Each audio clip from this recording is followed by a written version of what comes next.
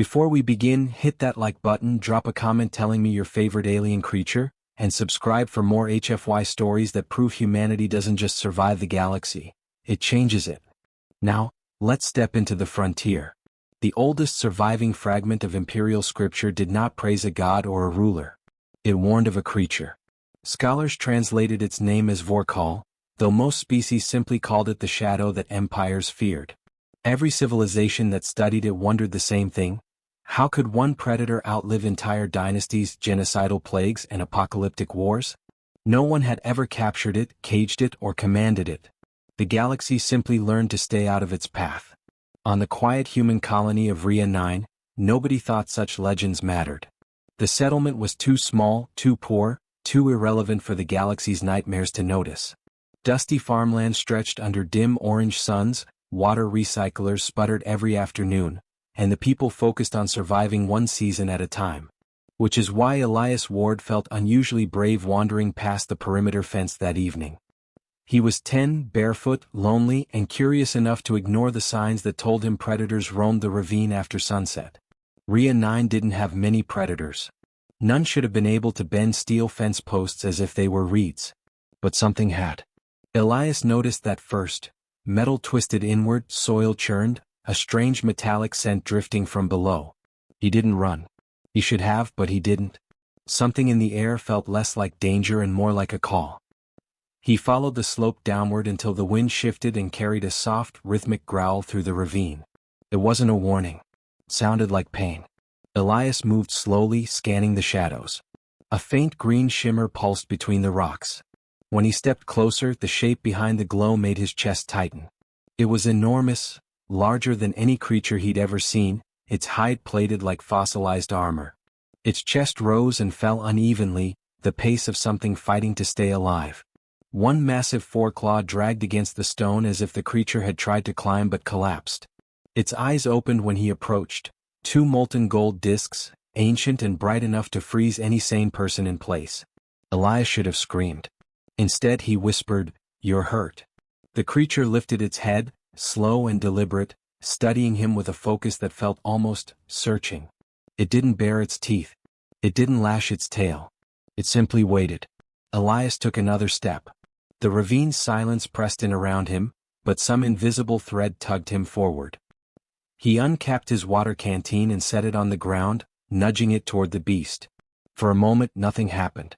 Then the creature lowered its snout and sniffed. Its tongue flicked out, tasting the water. It didn't drink greedily, just enough to wet its mouth. Elias exhaled shakily. "Good," he murmured.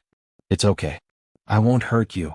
The words sounded foolish even to him, but the creature blinked slowly as if acknowledging the promise. A breeze swept through the ravine carrying a deeper growl, this one distant.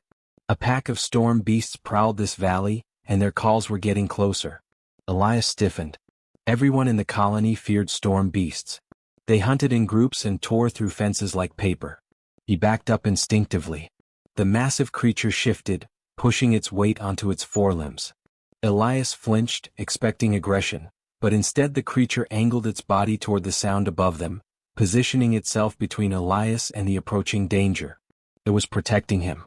The storm beasts crested the ravine edge, their jagged silhouettes sharp against the fading sun. 3 of them. Snapping, pacing, watching the wounded giant below. Elias froze, breath trapped in his throat. The massive creature didn't roar, didn't lunge. It emitted a deep, resonant rumble that rolled like thunder through the stone. The storm beasts hesitated. They exchanged a series of sharp, uneasy chirps, then backed away. One by one they vanished into the ridge. Only after the last had gone did the creature settle back onto its haunches, breathing heavily. Elias stepped closer again, heart hammering, and whispered, "Thank you." The creature's eyes flickered with something that felt impossibly close to understanding.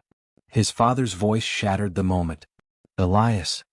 Boots thundered down the slope. Liam Ward skidded to a stop behind his son and went pale when he saw what stood before them. "Move away from it, slowly." "It won't hurt me," Elias said, not taking his eyes off the creature. "It let me help it." "It's not it," Liam rasped. "That's a Class Omega predator. We need to go. Now." Elias swallowed hard. "I can't leave him." The creature lifted its head at the word "him." Its gaze moved from Elias to Liam, unblinking, patient, almost expectant. Liam raised his pulse pistol, hands trembling. The creature didn't react.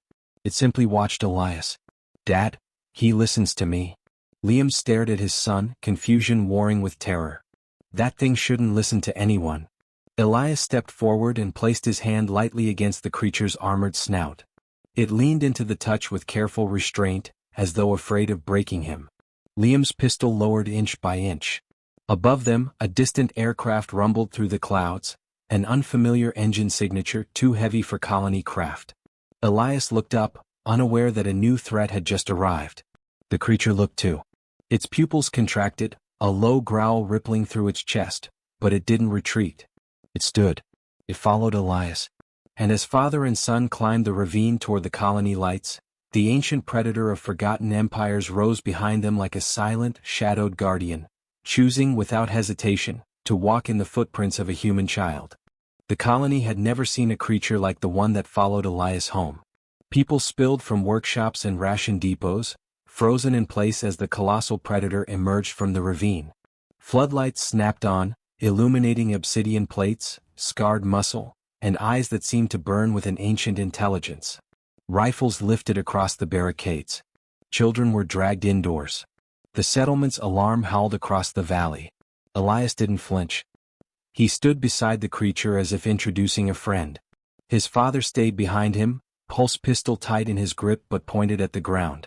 The moment stretched until the creature lowered its head toward the colony, not submissive but observant, as though measuring every face and heartbeat.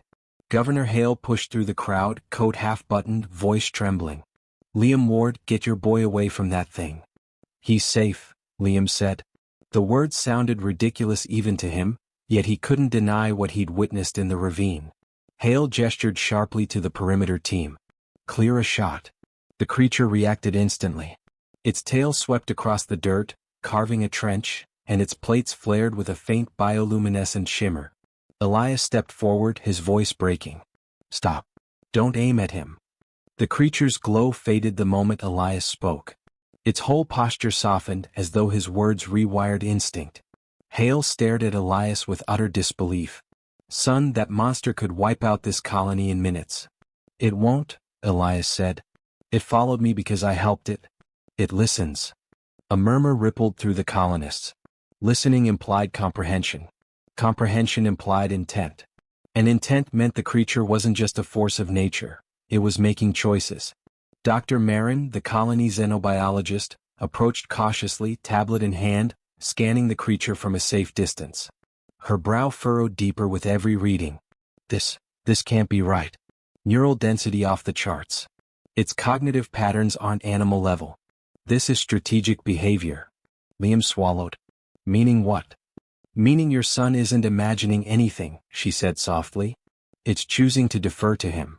The governor's expression shifted from fear to calculation. "We can't house something like this here. It's a threat to everyone. If another predator smells its wounds, we'll have a migration on our hands." Elias shook his head. He scared the storm beasts away already. That comet made several rifles dip uncertainly. Storm beasts terrified adults. A creature that could intimidate them was either priceless or catastrophic. The creature's gaze moved between each person speaking, lingering longest on Elias. Then its tail tapped the ground 3 times, slow and steady. Dr. Marin recorded the pattern with trembling hands. "He's communicating. It isn't random." But before Hale could issue an order, the ground trembled softly beneath their feet. A long, low boom rolled through the valley. Then another. Elias felt the creature stiffen beside him. Its nostrils flared, head tilting toward the sky. Liam looked up. "Thunder?"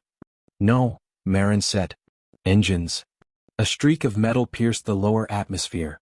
A gunship, black as vacuum, dropping fast. Colony defense lights tracked it, struggling to identify the craft. Elias braced against the creature as it rumbled a warning so deep it vibrated his ribs. The gunship descended in a spiral, dust whipping around its landing shocks. The insignia on its hull came into view, a red sun split by a blade. Liam swore under his breath. Black Sun's mercenaries. What the hell are they doing here? Hale's face drained of color. "I didn't call them." The ship's ramp slammed down. 3 armored figures emerged, heavily armed, helmets sealed, movements disciplined. The lead mercenary removed his helmet as he approached. Captain Dravik Kane. Weathered, scarred, eyes sharp enough to cut through lies. His gaze locked immediately onto the creature behind Elias. So the rumors were true. Your colony has the apex. Hale stepped forward, voice strained. We didn't summon you. We weren't summoned, Dravik replied. We were contracted. Anonymous client. High credit transfer. Objective, eliminate the predator. Elias felt the creature shift, armor plates tightening like shutters. You can't kill him, he said, stepping between Dravik and the beast. He hasn't hurt anyone. Dravik studied the boy for a long moment. That thing is responsible for 6 confirmed extinction events. Entire species vanished when it reached their ecosystems. You have no idea what you're standing in front of. He saved me from storm beasts, Elias replied. And he understands what I say. At that, Dravik's eyes narrowed. For the first time he seemed uncertain. Marin spoke quickly. Kane, this creature isn't behaving like historical accounts. It's displaying selective obedience. Voluntary de-escalation. Emotional resonance. It might be forming a pack hierarchy. With a human child? Dravik asked. That's impossible. Elias placed his hand on the creature's snout again. The beast closed its eyes, almost peaceful. Dravik watched the interaction with an expression Elias could not interpret. Part disbelief, part something sharper, like recognition. The mercenary stepped back, lowering his rifle slightly. If what I'm seeing is real, then this changes everything. Hope flickered in Elias's chest, but Dravik's voice hardened. But my orders remain. If this creature threatens the colony, or the boy, I end it. The creature opened its eyes, studying Dravik with an unsettling calm. It wasn't intimidated. It was evaluating him. Dravik noticed. Governor, he said, we need a secure perimeter. No one approaches the boy without my clearance. Until I understand the bond, I can't rule out manipulation. Elias frowned. He's not manipulating me. Maybe not, Dravik said, but something ancient enough to outlive empires doesn't bond without reason. And I intend to find out why. Above them, thunder echoed again, not natural but metallic. More ships were entering the atmosphere. Dravik turned toward the sound, jaw tightening. Someone else is coming, he murmured. Someone who also wants the apex. The creature lifted its head toward the incoming rumble, pupils narrowing. Elias instinctively stepped closer, feeling the tension ripple through its body. Whatever was approaching, the creature recognized the danger long before the humans did. Dravik raised his weapon, voice low. Everyone brace. This just became much bigger than a colony problem. The second gunship broke through the clouds with none of the stealth or discipline of the Black Suns. Its engines screamed, scattering dust and debris across the colony rooftops as it descended. Dravik's expression hardened. He signaled his squad silently, and the mercenaries shifted into a defensive arc around Elias and the creature. The ramp of the new ship clanged open. 4 mercenaries emerged wearing mismatched armor, each piece painted in bright, jagged colors as if warning the world they answered to no one. Their leader, a wiry man with a metal jaw and too wide smile, stepped forward. Captain Dravik Kane, he called, spreading his arms mockingly. Still pretending you run the underworld. Dravik didn't even turn to face him. Roth Vesk. Of course it's you. Roth tapped his metal jaw, producing a hollow echo. Anonymous contract came through. Very generous. Said the Black Suns were dragging their feet. Told us to retrieve the apex and neutralize anyone who got in the way. His grin widened. Imagine our surprise when anyone turned out to be you. Dravik's mercenaries tightened their formation. Elias felt the creature lean closer, its plates vibrating with a low, steady hum. He could sense its restraint breaking down. Too many ships. Too many weapons. Too much tension. It was preparing to defend him, whether the humans understood it or not. Hale stepped forward, desperate to regain control. This colony is not a battlefield. Roth raised a hand, silencing him with a lazy flick of his fingers. It is now. Without warning, one of Roth's mercenaries lifted a shock cannon and fired. The bolt streaked toward Elias. The creature moved faster than thought. Its arm swept around Elias like a living shield, and the shock blast detonated harmlessly against layered armor. The creature's roar erupted across the colony grounds, so deep it rattled windows and sent Roth's mercenaries stumbling back. Dravik cursed and fired a warning shot into the air. "Stand down. You idiots don't even know what you've provoked." Roth laughed, exhilarated. "Oh, we know exactly what we're provoking." The creature's eyes ignited with a molten luminescence Elias had never seen before. It unfurled to its full height, towering over both mercenary groups, breathing like a living furnace. Elias clung to its shoulder, calling out, "Stop!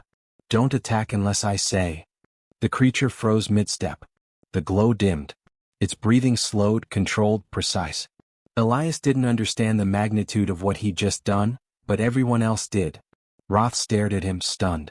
"That shouldn't be possible." Dravik finally turned, voice low.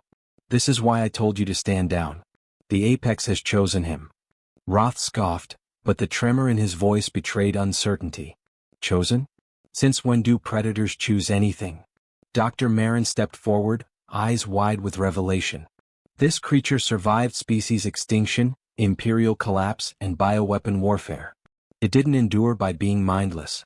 It endured by adapting. It recognizes leadership traits. It's likely assessing potential pack alphas." Roth's smile faltered. "A child?" "No," Dravik interrupted. "A human. That may be the part your employers failed to mention." Lightning flashed overhead, except it wasn't lightning.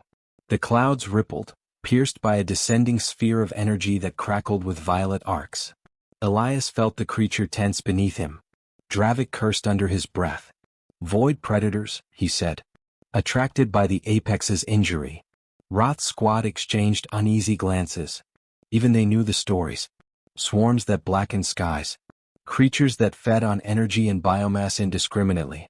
Elias tightened his grip on the creature's plates. "How many?" Dravik scanned the sky. "Hard to tell.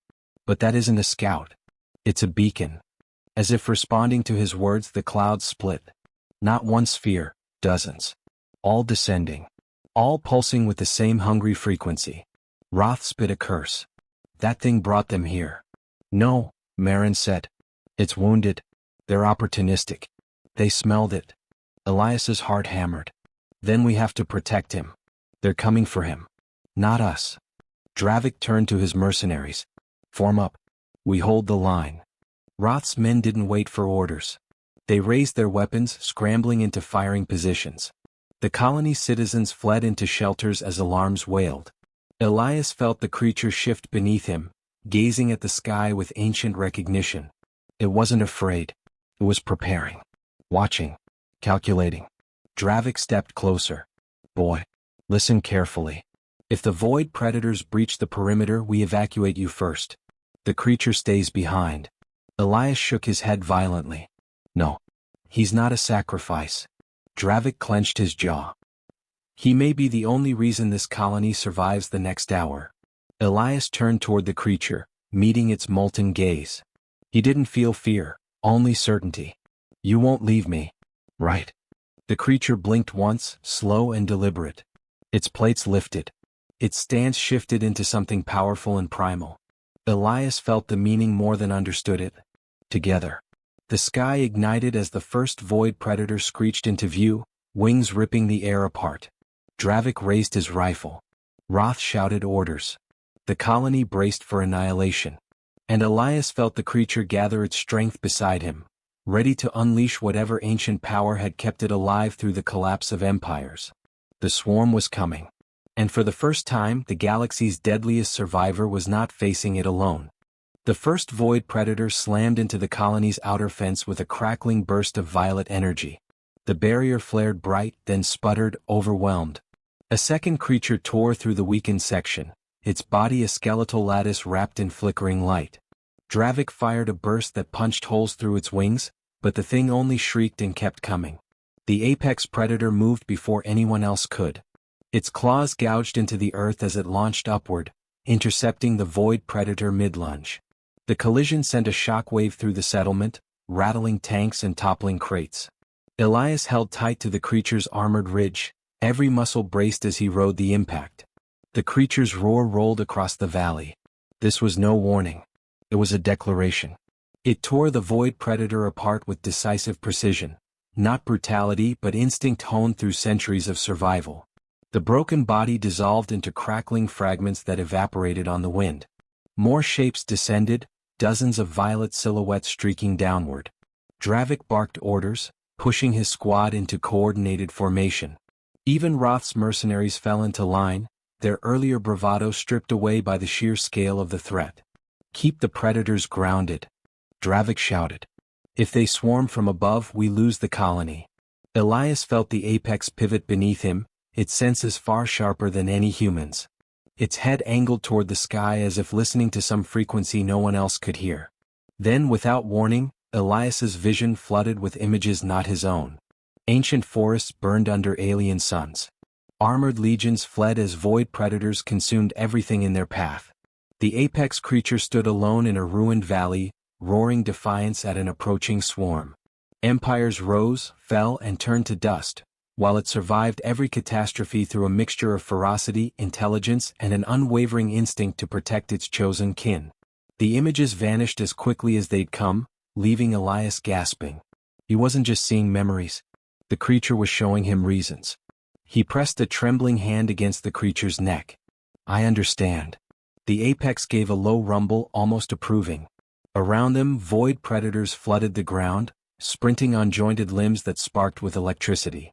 Dravik's squad fought with ruthless efficiency, their synchronized volleys carving openings in the swarm. Roth's mercenaries focused on the flank, firing explosive rounds that sent fragments scattering. Even so, the swarm pressed forward. Dr. Marin ducked behind a cargo container, shouting to Hale. "They're feeding on residual energy from the colony grid. The more damage they cause, the stronger they get." "Then we cut the grid," Hale rasped. "That shuts down half our defenses." "It doesn't matter. Leaving it on only feeds them faster." Hale slammed his fist against the emergency terminal. Lights across the colony flickered, then died. The settlement plunged into darkness, broken only by the ghostly violet glow of the predators. Elias felt the apex react instantly, shifting its stance. The creature emitted a low-frequency hum, so deep the air trembled. The void predators nearest to it staggered, disoriented. Elias sensed it wasn't just noise. It was communication. Command. A sound that reached into the swarm's instincts and tore at them. Dravik stared in awe. "It's disrupting their coordination." Marin looked up from behind the container, stunned. "It's using an alpha domain frequency. I've only seen that in theoretical studies. This thing isn't just a survivor, it's a biological superorganism designed to neutralize threats like these." "It wasn't designed," Elias said quietly. "It adapted. For thousands of years." The apex lunged forward, carving through another wave. Every movement was purposeful. Every strike was calculated. Elias could feel the creature's focus tethered to him, responding not to instinct alone but to the faint emotional thread that had bound them. Above the battlefield, the largest void predator descended, a queen variant, armored in flickering plates of dark energy. It shrieked, a sound that sliced like fractured glass. Smaller predators rallied at its call, drawn into tighter formation. Dravik cursed. "We can't take down a queen. We need artillery." "We don't have artillery," Hale snapped. Roth cracked a grin despite the fear tightening his eyes. "Then we improvise like humans always do." Elias watched the apex raise its head, staring at the queen with an expression he recognized now. Not hatred. Recognition. This was the kind of enemy that had ended species, toppled civilizations, and driven the apex itself to the brink centuries ago. "Are you afraid?" Elias whispered. The creature's plates locked together, forming a defensive shell. It wasn't fear. It was readiness. The queen dove. The apex surged upward to meet her. The collision cracked the air like a superheated whip. The two titans fell in a tangle of limbs and energy, smashing into a storage bay and obliterating its entire wall. Elias was thrown clear, hitting the ground hard. Dravik sprinted to him, hauling him upright. "You stay with me," Dravik said. "If that creature dies, you're the next target." Elias shook his head. "He won't die. Not while I'm here." In the shattered bay, the queen pinned the apex, its jaws clamping onto plated armor and scorching it with raw energy. The apex pushed back, muscles shuddering, trying to gain leverage. Its strength alone wasn't enough. Elias steadied himself. "Let me help." "You can't help," Dravik snapped. "Yes, I can." Elias stepped forward, heart pounding, and shouted with all the clarity he could muster, "Fight with me! Stand with me!" The apex's eyes ignited, brighter than before. Its plates flared open, releasing a surge of bioelectric force that rippled outward. The queen reeled as the shockwave blasted her backward. Elias felt the creature's reply pulse through him, a single clear impression. The queen recovered, screeching as she prepared a killing strike. The apex rose beside Elias, battered but unbroken. Dravik's squad rallied around them, weapons ready. The battle wasn't over. But for the first time the colony had something it never expected. A child commander. An apex guardian. And a bond strong enough to challenge extinction. The queen's screech tore through the valley like a serrated knife, but the apex predator didn't flinch. Elias gripped its armored ridge, feeling the familiar hum of its readiness beneath his palms. Every strike, every pivot of its immense body, responded to his presence, as if their connection amplified instinct into purpose. Dravik and his squad fanned out, their weapons cutting arcs of fire through the descending swarm, but their movements were cautious, measured. They knew they were observers in a battle commanded by a child. Elias's chest heaved. Fear burned in his veins, yet it was sharpened by clarity. He understood the apex's mind, not fully but enough to guide it. "Left flank," he shouted. The creature spun, claws digging into scorched earth, and sent a cluster of void predators flying into debris. Sparks and shards rained down like twisted fireworks. Roth's mercenaries faltered, unsure if they were witnessing genius or madness. The boy was orchestrating the apex, issuing commands with precision, and the predator obeyed without hesitation. Dravik's jaw tightened. He had fought monsters that defied imagination, but nothing like this. A human child dictating the movement of a creature that had survived the collapse of empires. Above them, the queen dove again, wings beating storms of charged energy. Elias saw the pattern, the rhythm in her assault, and he shouted another command. The apex pivoted midair, colliding with the queen's descent, forcing her to skid across the valley in a cloud of dust and energy. Sparks flared from its plates, arcs of bioelectric power snapping against the queen's armor. Elias felt the current thrum through him, a visceral electric connection that made him gasp. Dravik dove to cover a civilian, his rifle carving a protective arc. "Boy, focus," he yelled. Elias nodded, keeping his eyes on the apex. He realized something fundamental.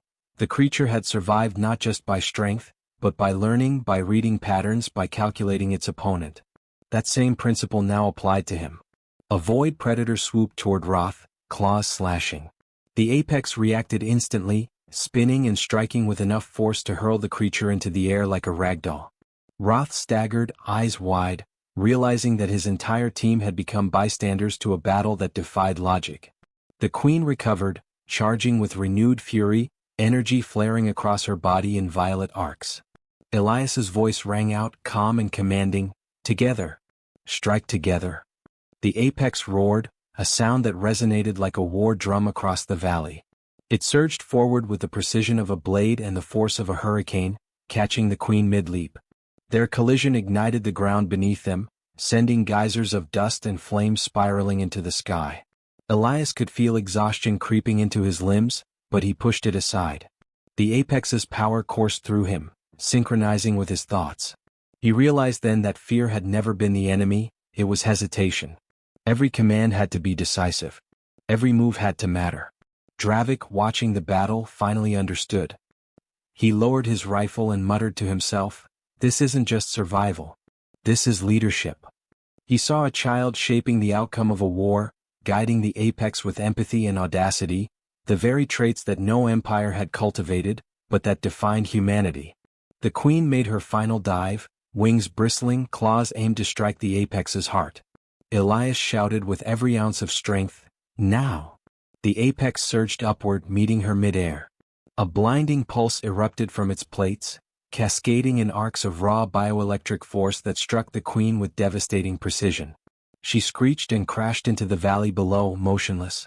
The remaining void predators faltered, scattering like shadows in the dying light. Silence fell. Dust and smoke swirled around the colony as the apex rose, chest heaving, molten eyes locking onto Elias. It lowered its massive head until their foreheads nearly touched. Elias placed a trembling hand against its armored snout. "We did it," he whispered. The connection between them pulsed one last time, a shared understanding. The apex had survived for millennia, but it had never known guidance like this. Not until a human child stood beside it, unafraid and unwavering. Dravik approached cautiously, rifle lowered, his eyes reflecting awe and respect. "I've hunted monsters my entire life," he said quietly, "and I've never seen one choose its own alpha, let alone a child." Elias glanced at him, feeling the weight of that acknowledgement. Roth and his mercenaries limped forward, their earlier bravado replaced by a reluctant admiration. Hale, breathing heavily, stepped closer. "The colony, we survived because of him," she admitted, voice trembling. "Because of both of you." Liam Ward finally reached his son, enveloping him in a protective embrace.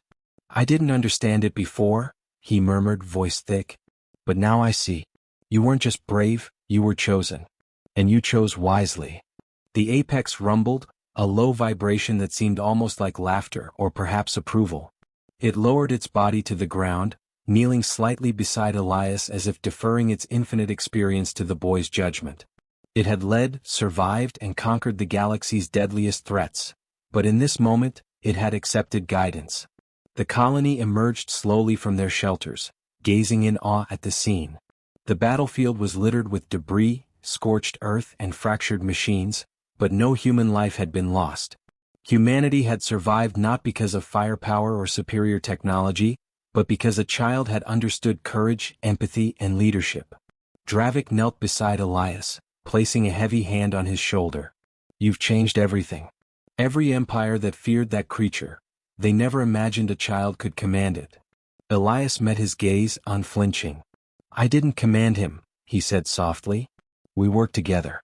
We protected each other." Dr. Marin, recording the aftermath, finally spoke, her voice trembling with reverence. "This changes everything we know about apex predators. About leadership. About humanity." The apex lowered its massive head once more, nudging Elias gently. He reached up, resting his hand on the creature's crown of armor, feeling its warmth and strength. A bond forged through survival, courage, and trust. A bond that had saved not just a colony, but redefined what it meant to lead. As the sun broke through the smoke and dust, casting a golden glow across the valley, Elias knew the future had shifted. The galaxy would remember this day, not for the destruction, not for the predators, but for the boy who led the apex predator to victory. Humanity hadn't tamed the creature, it had earned its respect. And in the distance, beyond the valley, other empires would soon learn a terrifying truth. The deadliest predator in the galaxy had chosen a human as its pack leader. The apex rumbled again, low and steady, a promise unspoken but understood. Elias smiled, feeling the weight and wonder of their shared triumph. Whatever the galaxy threw next, they would face it together. The battle was over, but the legend had only just begun.